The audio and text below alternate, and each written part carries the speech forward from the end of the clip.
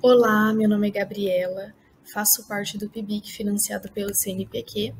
Ingressei em Educação Física no campus regional do Vale do Ivaí, da UEM, em 2018, e o meu trabalho tem como tema o processo de formação de professores de Educação Física e os impactos das políticas de assistência estudantil, análise de tese e dissertações, tendo como orientador o professor Dr. Marcos Vinícius Francisco.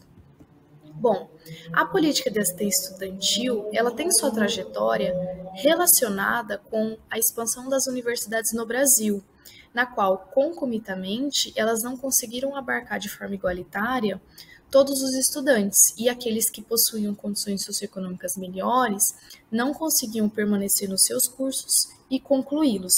Com isso, as universidades elas passaram a implementar serviços e projetos para auxiliar a permanência desses estudantes, por meio de auxílio à alimentação, meio de transporte, saúde, moradia, entre outras. E esse processo ele foi muito influenciado pela criação do Fórum Nacional de Pró-Reitores de Assuntos Comunitários e Estudantis, o FONAPRAS, a partir do ano de 1987, o qual foi criado. E quando a gente fala do curso de formação de professores, a permanência desses estudantes da licenciatura, ela apresenta um duplo empecilho, que além deles possuírem baixas condições socioeconômicas e necessitarem se inserirem no mercado de trabalho para complementar a renda familiar, eles também sofrem com o desprestígio social da profissão e a falta de perspectiva futura, então, como futuro professor. Isso se caracteriza, então, como o processo histórico da desvalorização da carreira do professor. Então, isso se torna para eles uma dupla dificuldade. O meu trabalho, então, mediante isso, tem como objetivo analisar o impacto da PAI no processo de formação de professores de educação física e, especificamente, nós objetivamos mapear os programas de pós-graduação em educação física e serviço social, bem como os pesquisadores que produzem conhecimentos relacionados a esse tema, também com vistas à identificação regional de sua inserção. E, além disso, averiguar por meio da literatura científica os aspectos que estão relacionados à evasão ou permanência de estudantes do curso de Educação Física da formação inicial. Para realizar essa pesquisa, nós empregamos uma revisão bibliográfica na Biblioteca Digital Brasileira de Teses e Dissertações, na qual selecionamos teses e dissertações em língua portuguesa, defendidas em programas de pós-graduação brasileiros e publicizadas no período de 2011 a 2021. As áreas da pós-graduação foram educação, educação física e serviço social. Os descritores para a busca foram política, assistência estudantil, educação física, formação de professores e permanência estudantil. Os mesmos foram cruzados por meio do operador booleano-AND, e a análise em seguida foi realizada como método o materialismo histórico dialético. E como resultado, nós encontramos, através das buscas avançadas, 318 obras no total. Desse total, nós selecionamos 12 produções, que foram 5 dissertações e 7 teses. Dessas produções, 11 eram da área da educação, 6 teses e 5 dissertações, e a produção restante era da área do serviço social, na qual se caracterizava como tese. Inicialmente, nós não inserimos 2 dissertações que eram de outras áreas da pós-graduação que nós tínhamos elegidos, mas, posteriormente, nós incluímos por elas estarem relacionadas com o objetivo da pesquisa, que foram 2 dissertações da área de gestão de políticas públicas e uma na área da gestão pública. Com isso, nós podemos perceber que na área elegida educação física, nós não encontramos nenhuma produção. E essa escassez significa a sua relação com os contornos identitários na área, na qual, nos seus primórdios, a educação física teve sua concepção epistemológica dicotomizada, na qual os conhecimentos atrelados à área médica e militar foram superiores e valorizados em detrimento dos conceitos humanísticos, filosóficos e pedagógicos, que também pertencem à educação física, mas que nos seus primórdios foram deixados de lado.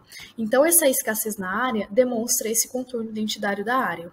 Em relação à inserção regional, nas regiões Sul, Nordeste e Centro-Oeste, encontramos uma tese e uma dissertação em cada. Na região Norte, encontramos uma dissertação e na região Sudeste foram encontradas 4 teses e uma dissertação.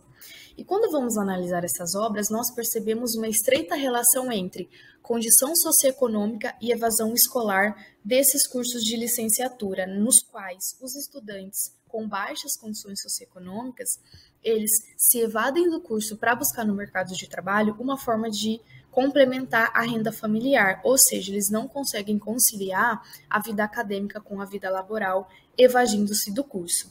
Em relação a isso, Penha traz o dado que 70% dos estudantes de licenciatura, beneficiários da PAI, eles apresentam uma renda familiar abaixo de um salário mínimo. E Maurício identifica que cursos com menor percentual de evasão contemplam estudantes solicitantes da PAI. E esse cenário, como bem esclareceu Marx e Mesaros, ele é decorrente do nosso sistema de produção da vida, o capitalismo, na qual ele tem a desigualdade social como um elemento central da perpetuação de sua estrutura e da manutenção também das suas relações de poder. E outro aspecto a se considerar nas obras é o foco que as instituições dão à PAI no que tange ao aspecto material e financeiro. Então, eles oferecem serviços relacionados a auxílio alimentação, auxílio moradia, auxílio transporte, em detrimento de condições simbólicas que também estão envolvidas na permanência no curso, que são condições pessoais, culturais e sociais, que dificultam, então, a permanência no curso de licenciatura, a exemplo da desvalorização da classe dos professores. E outro aspecto também é a estratificação dos alunos, que muitas vezes ocorre nesses processos de seleção para auxílios, trazendo ali, por meio dos critérios de seleção excludentes e da burocratização dos documentos, uma forma de não abranger a totalidade de todos aqueles que necessitam, mesmo sendo incluídos no perfil. E para mudança nesse cenário, os autores defendem uma participação coletiva na criação da PAI, e não somente a um grupo restrito de gestores.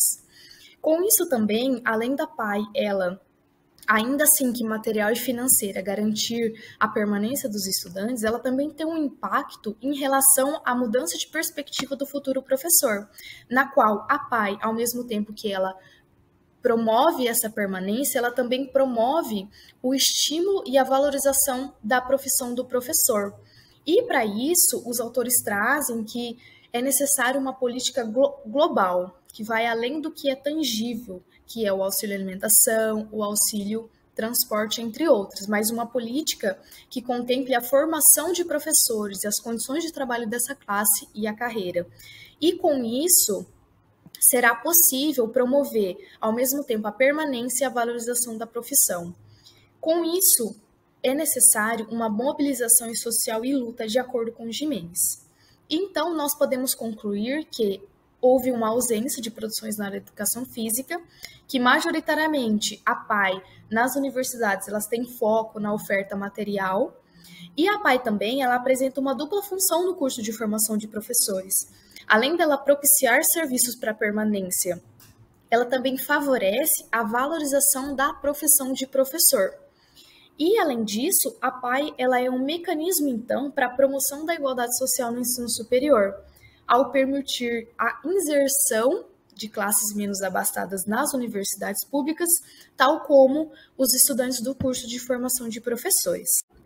E, por fim, eu quero agradecer ao CNPq pelo fomento concedido, à universidade pelo apoio à iniciação científica, aos grupos de pesquisa os quais eu integro, o EPFOP e a UGPF, e ao meu orientador, o professor Marcos, por todo o suporte e apoio ao desenvolvimento da minha pesquisa. Muito obrigada.